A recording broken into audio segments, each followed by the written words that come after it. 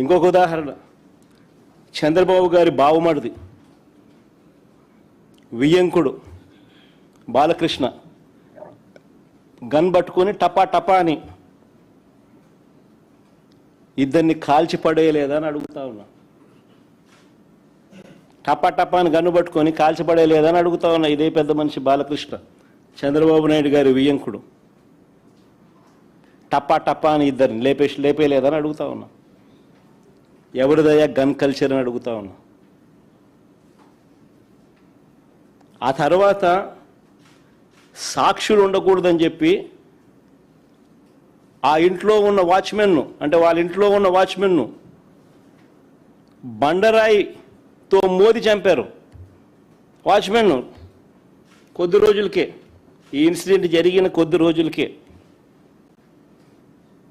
ఆ ఇంట్లో ఉన్న వాచ్మెన్ను బండరాయితో మోది చంపారు.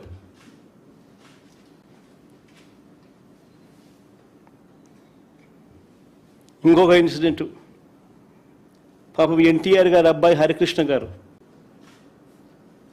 యాక్సిడెంట్లో ఆయన చనిపోతే పరామర్శ కోసం అని చెప్పి పోయి చంద్రబాబు నాయుడు గారు పోయి కేటీఆర్తో పొత్తులపై చంద్రబాబు మాట్లాడారు శవాన్ని పెట్టుకొని.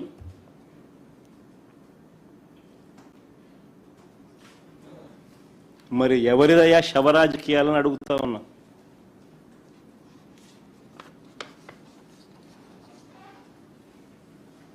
అంతేకాదు, సొంత కూతుర్నిచ్చి రాజకీయ జీవితాన్ని ఇచ్చిన సొంత మామ, తండ్రితో సమానమైన ఎన్టీఆర్ గారిని వెన్నుపోటు పొడిచి సీఎం కుర్చీని, ఆయన పార్టీని, ఆయన గుర్తును లాక్కుని ఆయన చనిపోయేట్టుగా చేసింది ఎవరయ్యా చంద్రబాబు అని అడుగుతా ఉన్నా.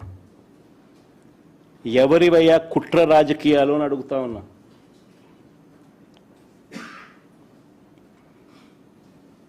మరో ఇన్సిడెంట్, వంగవీటి మోహన్ రంగారావు గారు ఒక టైగర్.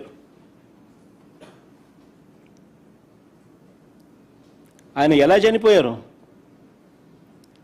పేదలకు ఇళ్ల పట్టాలు ఇవ్వాలని విజయవాడలో నిరాహార దీక్ష చేస్తూ ఉంటే అర్ధరాత్రి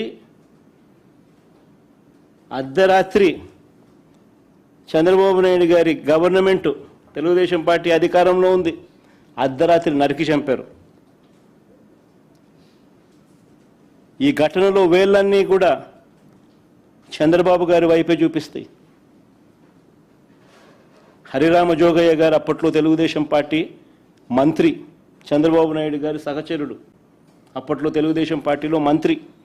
ఆయన ఏకంగా పుస్తకం రాశాడు ఏ రకంగా ఇన్సిడెంట్ జరిగింది, చంద్రబాబు నాయుడు గారి పాత్ర ఎంత బలంగా ఉంది అని చెప్తూ